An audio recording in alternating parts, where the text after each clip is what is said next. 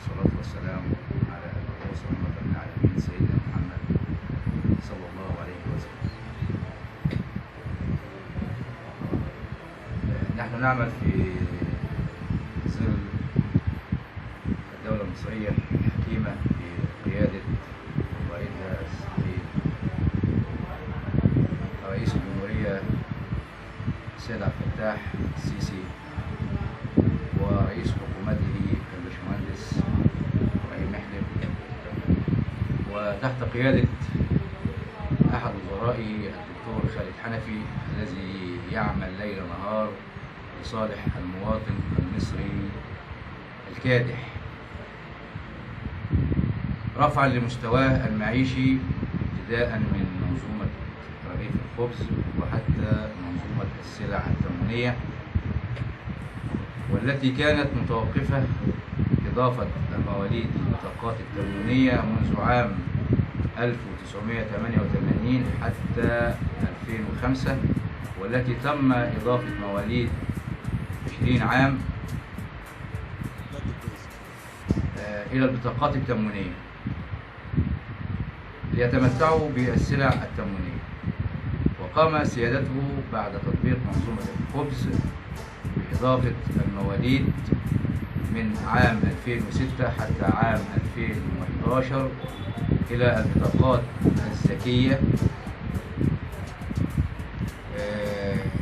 ليحصل المواطن على 5 أرغفة في اليوم.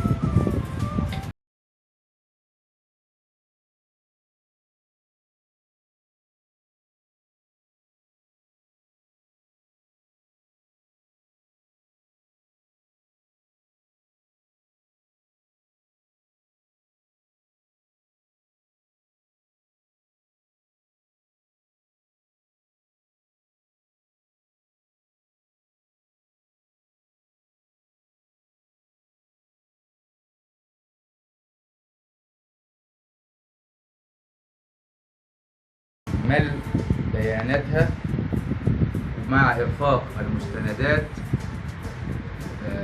للأفراد المستفيدين بالبطاقة والأفراد المراد إضافتهم كمواليد لهذه السلع التموينية بجانب سلعة الخبز. وإذا قام المواطن صاحب البطاقة التموينية بتوفير كمية من الخبز يحصل بدلا منها على سلع تموينية من أي تاجر تمويني على مستوى المركز الذي يقصد فيه. وقد وصلت للإدارة التموينية تعليمات المراجعة والتدقيق، فعلى المواطن أن يتقدم لدى التاجر التمويني بصورة بطاقته التموينية الذكية وصور بطاقات أو صور شهادات ميلاد جميع الأفراد الذين يقومون بالصرف معه بالبطاقة سواء سلع تموينية أو خبز، بالإضافة إلى المواليد التي لم يقوم بتسجيلها في العامين الآخرين اللي هو عام 2012 وعام 2013. وسيقوم التاجر التمويني بتقديم الاستمارة للمواطن مجاني دون دفع أي رسوم، ما على المواطن إلا أن يقوم بإحضار جميع المستندات وهي عبارة عن صور وتقديمها للتاجر عند قيامه بصرف السلع التموينية خلال شهر أغسطس اللي هو شهر 8 2015، ويقوم بملء الاستمارة بدقة وبعناية فائقة، ويقوم في نهاية هذه الاستمارة بالتوقيع على إقرار على أن جميع البيانات التي أدلاها وتمت كتابتها بالاستمارة صحيحة وعلى مسؤوليته،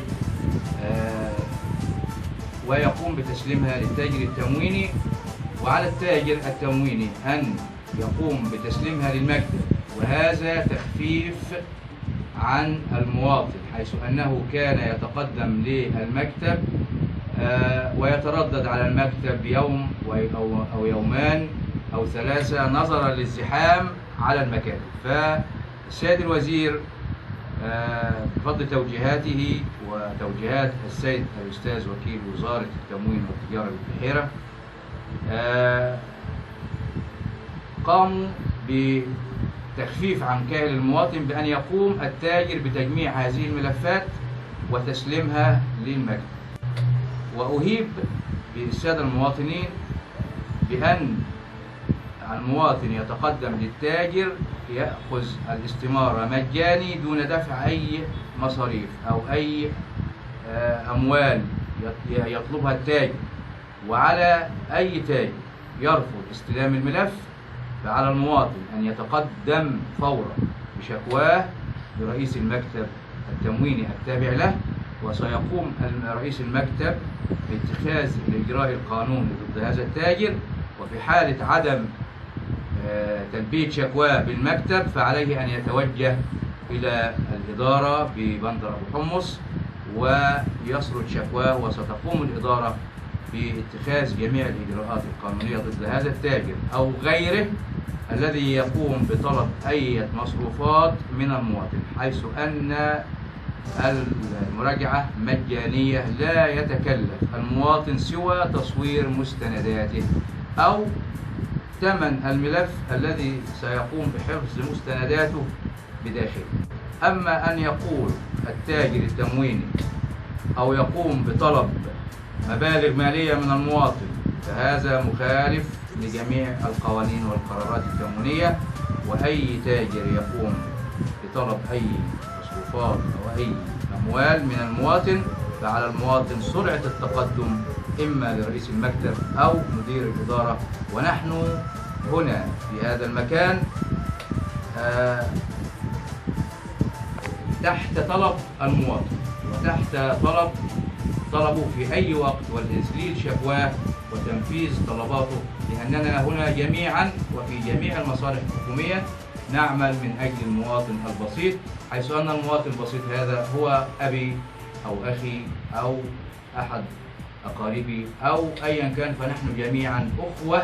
قدم به المواطن هو عبارة عن دوسيه ورق بسعر ربع جنيه أو نص جنيه، يستطيع المواطن أن يشتريه من أي مكتبة بمعرفته، ويحفظ بداخله صور بطاقاته الشخصية الرقم القومي أو صور شهادات الميلاد المميكنة، ولا بد أن تكون جميع شهادات الميلاد المتقدم بها المواطن كمبيوتر حتى لا يقوم التاجر بعدم قبول الملف. وهذا الملف ليس موجودا لطرف التاجر ولكن يحضره المواطن بمعرفته، دوسيه ورق بمبلغ 25 قرش أو 50 قرش حسب ما يستطيع المواطن أن يشتري.